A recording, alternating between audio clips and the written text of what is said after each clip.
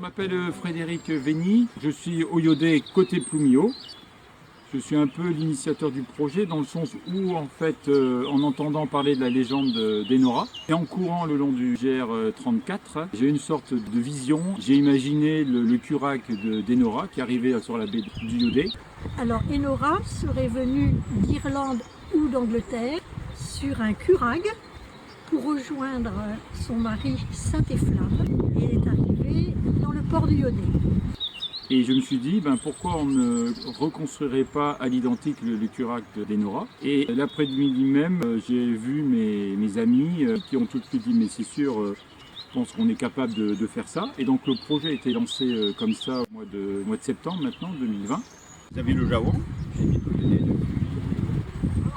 50 ans à peu près. Et je suis aussi dans l'association des plaisanciers du Yodel, qui regroupe tous les gens qui font du bateau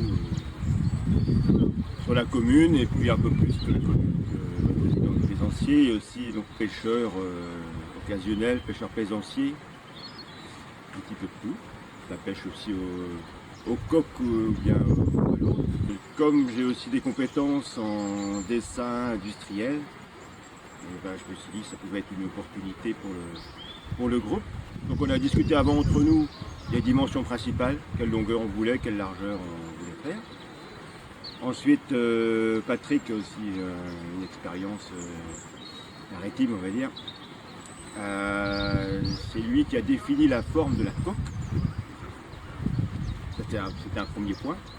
Et donc moi ensuite, j'ai récupéré donc cette forme de coque et j'ai dessiné, en m'appuyant sur toutes les lignes de cette coque, les morceaux de bois qui vont constituer l'armature du bateau. Bonjour, donc je suis Patrick Alali, j'ai 52 ans, j'habite au Yodé depuis quelques dizaines d'années déjà.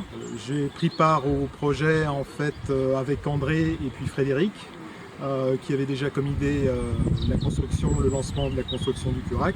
Par la suite, on a fondé en fait, on a créé une équipe. Cette équipe, on l'a mise sur pied assez rapidement et on arrive au début du projet et de la construction là maintenant. Alors je m'appelle Jean-Luc Vanguen, voilà, j'habite le Yodé, côté Plumio. J'ai l'emplacement pour pouvoir faire le curac et en plus j'ai un atelier menuiserie, donc avec les outillages adéquats pour pouvoir construire ce bateau. Je suis plutôt responsable technique du projet. Voilà. Ça sent bon. Je suis Alain et au niveau du début du projet, j'ai croisé Frédéric un soir et il m'a dit j'ai l'idée de faire un curac au Yodé, qu'est-ce que t'en penses? J'ai dit c'est génial. Donc moi j'apporte mes petites mains pour travailler sur la structure et travailler sur l'assemblage. Et j'apporte aussi mon expérience du bateau et de la mer. Voilà, je m'appelle Catherine Camellini, j'habite le Yodé, dans la côte du Pont-Roux. Je fais partie de l'association du Galet. C'est là où j'ai connu les coéquipiers du projet Curag. J'ai entendu parler du projet par Frédéric Vény et j'ai décidé d'y participer.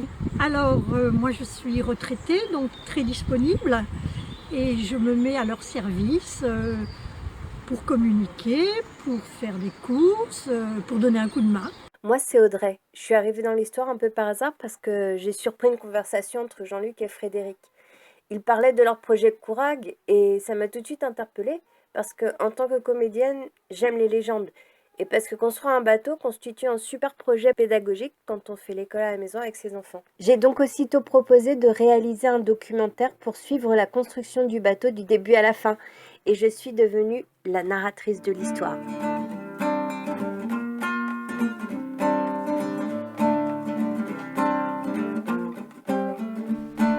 Si dansait la brume ce matin, la mer semble avoir disparu.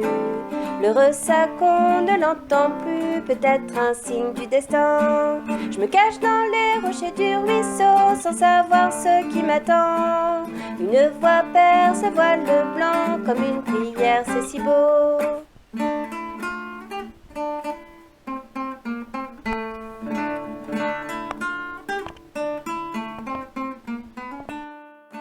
Décider de fabriquer un courac, c'est une chose, mais personne dans l'équipe n'y connaît rien.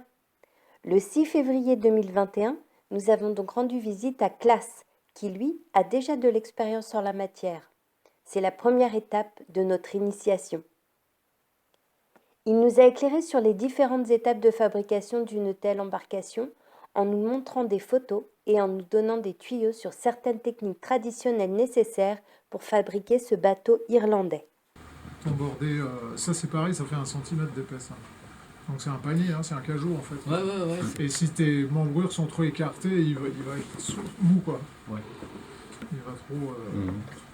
Et après pour les lier les unes avec les autres, là c'est les clous pliés, moi les clous pliés. Ouais, les clous en cuivre par contre. Un clou en cuivre, ouais.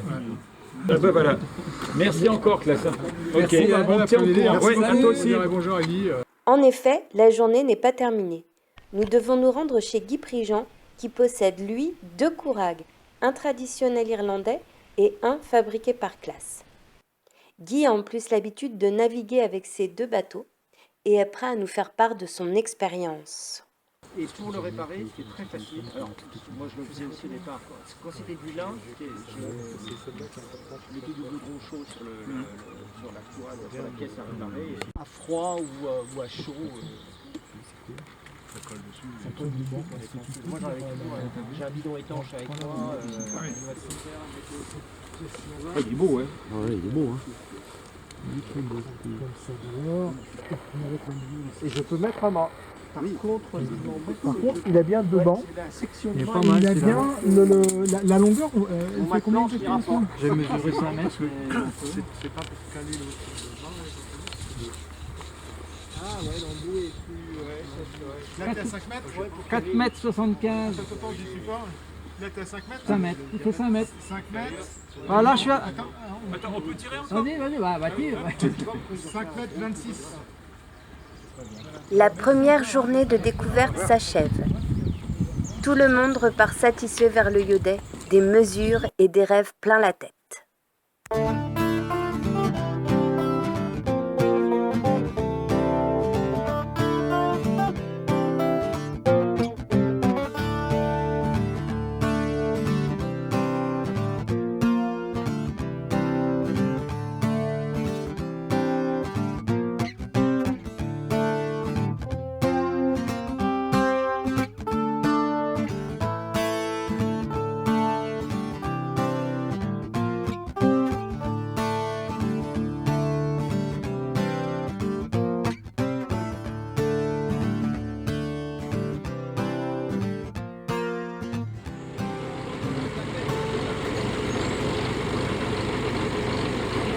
L'arrivée du bois à l'atelier est un moment très émouvant et très intense.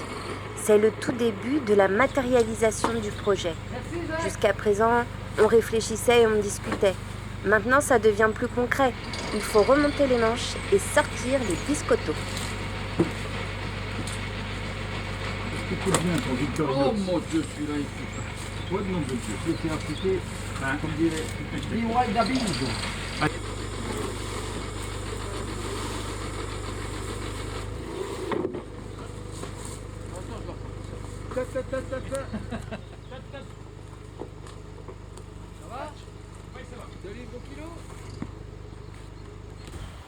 Ça fait plaisir, hein.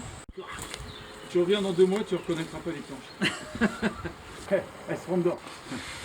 Attends, tu fais d'abord une coupe pour enlever le papier, tout droit, et après Après j'ai un guide. Et voilà, à présent que le bois du curag est rentré, il ne reste plus qu'à le fabriquer. Mais ça, c'est une autre histoire.